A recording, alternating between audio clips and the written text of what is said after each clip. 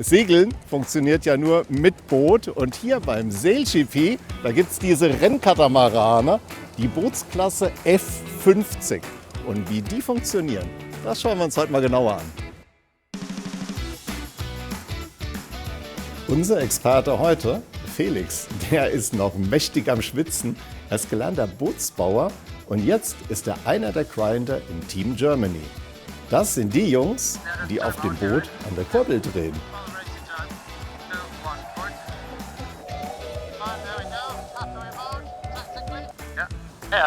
Und warum Grinder so wichtig sind, ja, das lassen wir uns mal von ihm erklären. Und heute habe ich den Erbauer des Bootes und den Grinder vom Team bei mir, Felix. Ja, was macht denn so ein Grinder überhaupt? Produzieren wir Kraft. Ich bin wie eigentlich ein kleiner Motor. Man sieht es hier gerade im Hintergrund. Mein Mitsegler Jona, der grindet hier gerade an der Maschine, an der Trainingsmaschine. Damit trainieren wir viel zu Hause.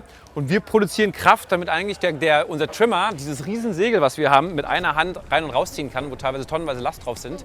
Dafür gebe ich ihm die Kraft. Jetzt machen wir mal einen peinlichen Vergleich. Komm. Ach, schon wieder so groß. Gottes Willen. Das gibt Schelte in der Community und gut für dich. Ja, du bist ein Tier. Ja. Musst du dir das Boot mal erklären? Ja, gerne. Liegt ja gerade hier vorne im Wasser, deswegen können wir da gleich mal hingehen. Ja.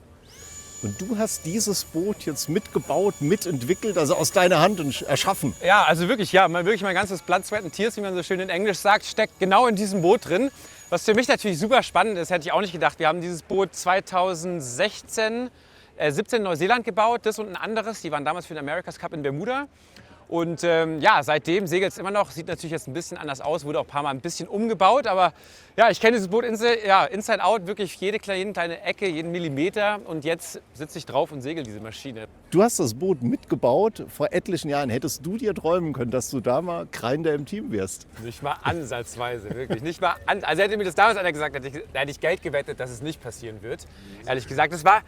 Also überhaupt die Transition zu schaffen, so vom technischen Background, so was ich gemacht habe als Bootsbaumeister und diese Boote, die ich gebaut habe, dann nochmal ins Profi-Segelsport zu schaffen, ist eigentlich so, passiert auch wirklich in der Geschichte, es ist nicht viel passiert. Deswegen dachte ich immer so, auch jetzt mit 37 so, no way.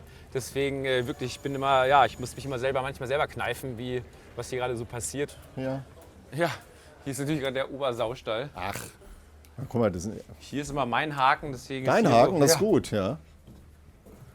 Wie passt das denn jetzt eigentlich zusammen? Du liebst die Natur, aber du bist auch in einem Hightech-Environment unterwegs. Durch diesen Hightech kann man in der Natur natürlich auch viel erreichen, auch viel Gutes erreichen. Und ehrlich gesagt, im Hightech gucken wir uns auch viel aus der Natur ab.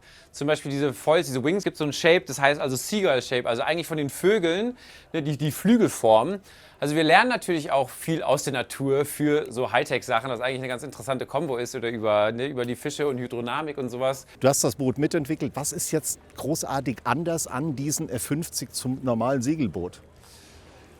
Gute Frage. Ich meine, da ist eigentlich fast alles anders als zu einem normalen Segelboot. Ich meine, diese sind einzigartige Maschinen. Es gibt 12 Stück von diesen gerade auf der Welt. Aber die ganze Technik auf diesen Schiffen, die ganze Entwicklung, allein diese Starre, diesen Wingsail, diesen Flugzeugflügel, wie wir ihn nennen, ist ja gar kein konventionelles Segel mehr. Das ist kein Segel mehr. Eben, ist ja gar kein Segel mehr, ist eigentlich wirklich eine Kohlefaserstruktur, die eigentlich dann in Plastik so eingepackt ist. Das Profil können wir verstellen mit kleinen Hydraulikzylindern.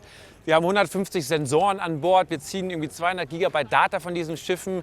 Es ist alles nur Kohlefaser, Titanium. Es ist eigentlich wie ein Formel-1-Wagen fürs Wasser. Und ja, so ein Formel-1-Auto kann man ja fast mit einem normalen Golf auch nicht mehr vergleichen. Du hast von Foils gesprochen. Was ist das genau und wie funktionieren die? Ja, Foils sind kleine Flügel, das können wir uns gleich noch mal genauer angucken. Das sind wie kleine Flügel, die unter Wasser sitzen. Die haben wir vorne 2 und hinten an den Rudern 2. Und ab einer bestimmten Geschwindigkeit entwickeln die natürlich Auftrieb und heben damit das ganze Boot aus dem Wasser. Und dadurch haben wir fast keinen Reibungswiderstand mehr im Wasser und können dann diese wahnsinnig hohen Geschwindigkeiten bis zu 100 km/h eigentlich erreichen. Du hast ja gesagt, die sind alle baugleich, die Boote. Wie funktioniert das jetzt mit diesem Foil? Ja, die sind absolut baugleich. Alle 12 Stück sind wirklich genau auf einen Millimeter das Gleiche. Sie wiegen genau das Gleiche, alles genau eingestellt. Wir haben immer die gleichen Flügel drauf, die gleichen Einstellungen, damit es wirklich auf Segeltechnische kommt.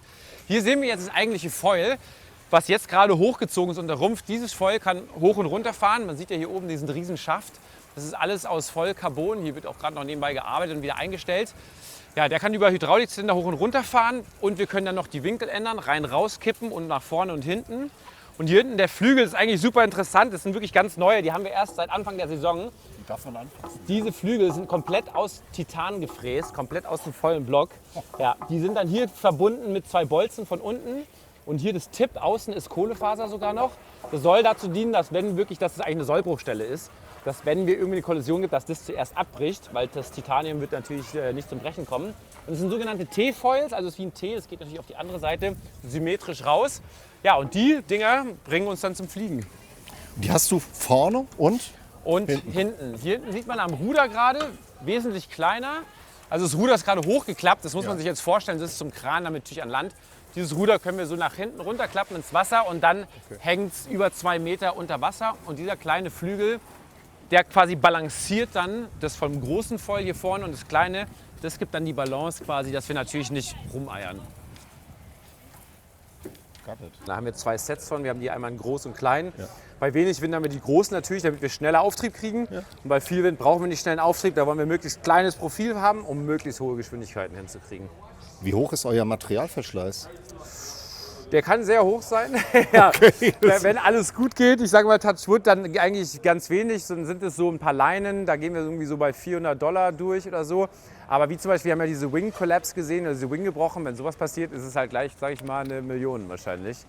Oder 750.000, die dann 3 Millionen, die da gleich. Wer bezahlt das, wenn was kaputt geht? Ja, die Versicherung. Ja, also wir sind versichert. Wir haben natürlich bei unserem eigenen Verschulden unsere Versicherung, sonst über SailGP, über die Liga sind wir versichert.